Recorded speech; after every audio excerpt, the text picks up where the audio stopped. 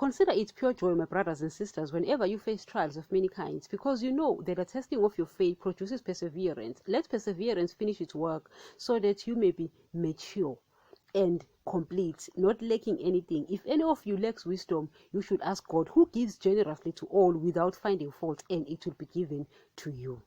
Okay, guys, we are still continuing with this shortest series. Now, guys, I'm thinking about my Lord in this particular short one. Guys, I look at Jesus, and you might think that, in fact, I might have made a podcast already about this. I don't know. I've made so many that I can't remember. But Jesus, guys, the guy was a god already, and living with Daddy. Obviously, he was learning so much when Daddy was dealing with the old covenant people. As much as we know that he's always been the word of our Father, and he was there in the beginning, and everything was created through, by, and for him. So we know that he's the one who was creating things. So obviously, that speaks wisdom. There's just wisdom in the making. But when you sit and think about the fact that what he came here on earth as is not what he left earth as. Meaning, guys, he came here as a god. He came here as a teacher. There are things that he came here on earth as.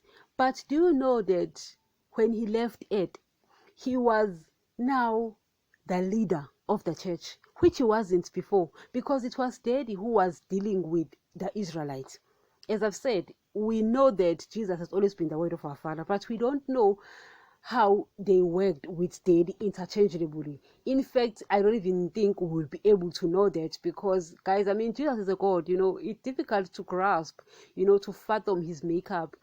So the mere fact that he's always been the word of our Father, and he's the one who created things, and in our minds we thought that it was Daddy.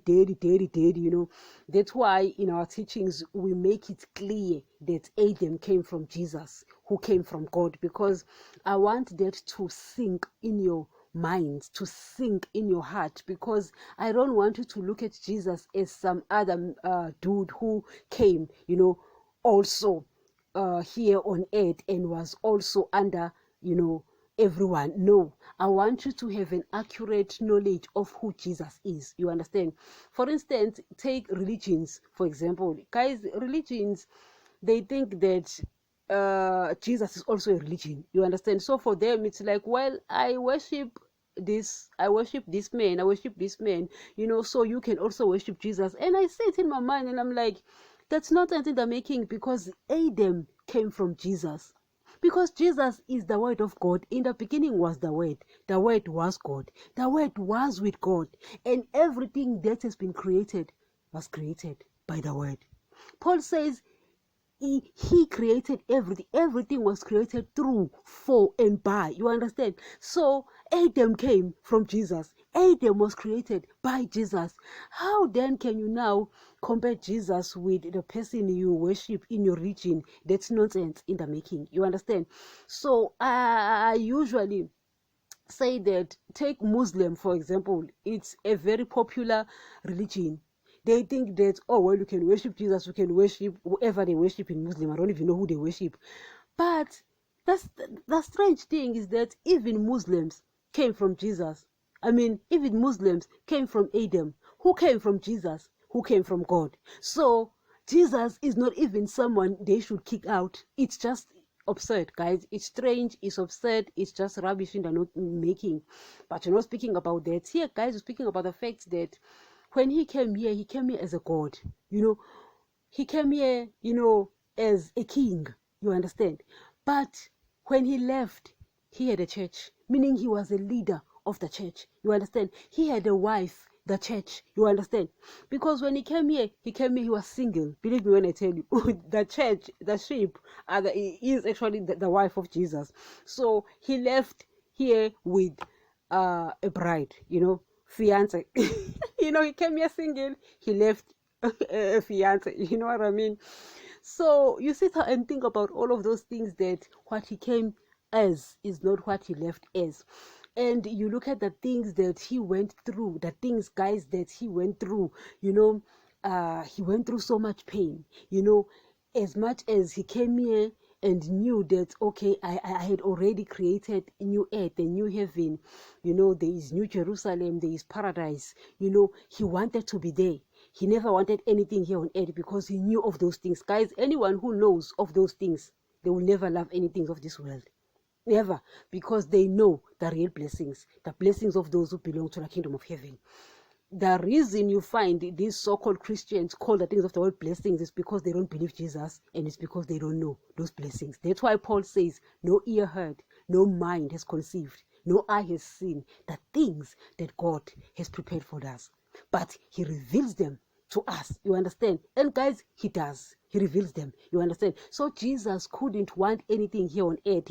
Guys, you might be seeing flashy cars, beautiful houses.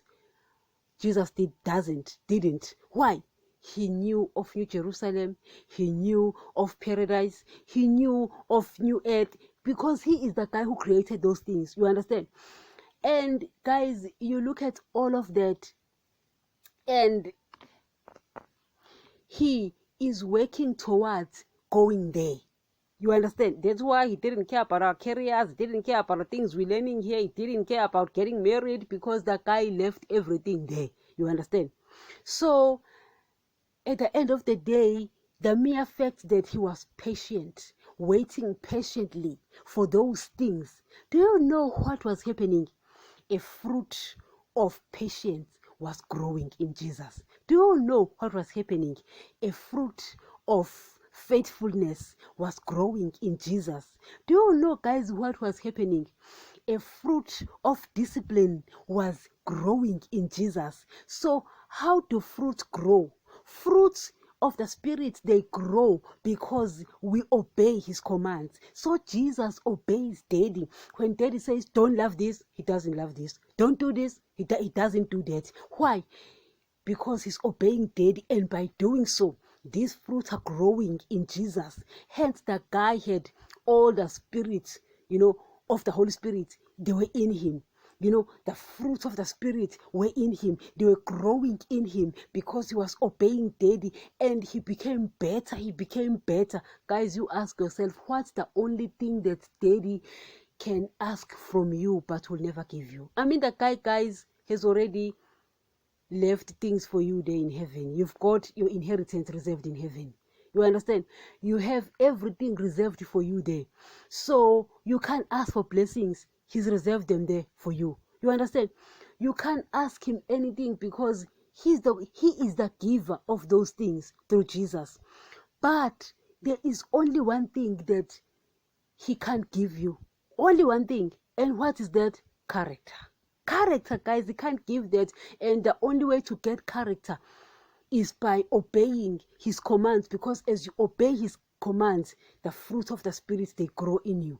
You obey his commands, you know, this fruit of discipline, this fruit of faithfulness, this fruit of kindness, this fruit of guys, of goodness. These fruits are growing. You understand? They are growing in you. The fruit of patience, which is actually a virtue, perseverance, guys. It's actually a virtue, a very important one, and it brings out the best character. So Daddy cannot give you a character, but one thing he can give you is what? Is how, or what he can give you are the means to get that character. And that mean is what? Is actually the obedience of his laws. So he gives you the laws so that you obey the laws, and by doing so, the fruits are growing in you. You understand? So I don't know, guys, that's why James says that ask God, who will give you graciously. Graciously, he will give it to you without finding fault. You understand? Because he wants to give you that. He can't give you a character. And your, guys, in fact, your ticket to enter the kingdom of heaven is a character. He won't give you money. He doesn't need it. He won't give you the things of the world. He hates them. You know, but he can give you the commands so that you can get the character. And that character, guys, that very character is what he needs from you. That is your ticket to enter the kingdom of heaven. But this character is found in the fruit of the Spirit. is found in the fruit of the Spirit. You understand? And he's saying that, ask me for wisdom, I'll give it to you. Ask me. Jesus, guys, the guy is so wise that when you think about his wisdom, I sit and I'm like, hello, hello, hello, my Lord, will I ever be like you? Hell to the never. I can only try, but I mean, guys, how can you be like someone who created the sun? I mean, guys, scientists, they go there and try to find out and research about the sun. They can't even go closer, they will melt. They still have to find a way to get closer to the sun. They can't, they melt. Guess what? Jesus knows how he made the sun. He can tell you the makeup of a sun. Guys, guys, we are trying to find out about the moon. Scientists are trying to go there to the space and find the makeup of a moon. Will they ever? I don't think so. I don't think so. Yet Jesus can tell you. Jesus can tell you the makeup of a moon. Jesus can tell you the makeup of a moon, can tell you the makeup of a sun. You understand? Can tell you the makeup, the four corners of the earth. He can tell you all of them. Yet you will have to go to school. Guys, Jesus does not even have to go to school of medicine and study where lungs are, where the heart is, where the stomach is, so that when he operates on you, he can operate well without hurting you. That guy knows where the things are. He doesn't even have to go to school. Guys, I look at that dude and I'm like, damn, Jesus, you're wise. Why? That guy created such things. That guy, guys, can tell you even more things. You, people who have studied these things in our bodies, these organs, you go to Jesus and ask him, Jesus, please help me. Guys, it doesn't even have to study. Guys, do you now understand why I have so much respect for the dude? Guys, even when I'm angry sometimes and I want to kick him, and I'm like, damn, he's too wise. Too wise for me. Too wise for my liking. I've never met a wise dude like that. So we study these things. You can tell when it's going to be hot. You can tell when it's sunny. You can tell when it's going to rain afar off. He tells the hypocrite of his time, he says, you don't know the signs of the times, but you can tell the signs of the weather. You can tell when it's going to be hot, or it's going to be, raining. You can even tell when a storm is coming. Guys, you can even tell when there is a tornado. Guys, you can even tell where there are earthquakes. You understand? America is used to earthquakes and tornadoes. Some other countries are so lucky, like my country, there is no tornado. I've never seen one. I've never seen any earthquake. I only watch them on TV and I'm like, damn, countries are experiencing that, and I look at Matthew 24, Jesus saying those things are going to happen, and I'm like, damn, someone pinch me. Really? Guys, for me, it's like an earthquake is like a fairy tale. But guess what? It's true. Tornadoes, guys, to me, that's like a fairy tale. But guess what? It's true. But I can only see those things on TV. I can only see those things on TV. Maybe it has happened in my country. I don't know. But I mean, guys, hello. It's things like that. So you sit and you like, people can tell when these things are approaching. But Jesus is the one who created such things. Is he the one who sits and is like, well, today is going to be tornado, today? No, he just made things to happen naturally. Oh, well, sometimes, guys, people will tell you that when it's thundering, and it's lightning, it's daddy, sitting up there, hitting those drums, and you sit and you're like, damn, people are so creative, because you will seriously think that man will sit up there and just play drums, and you'll be like, oh, well, it's thundering. Oh, well, God is busy playing drums. Hell to the never. Those things, they happen naturally because he made them like that.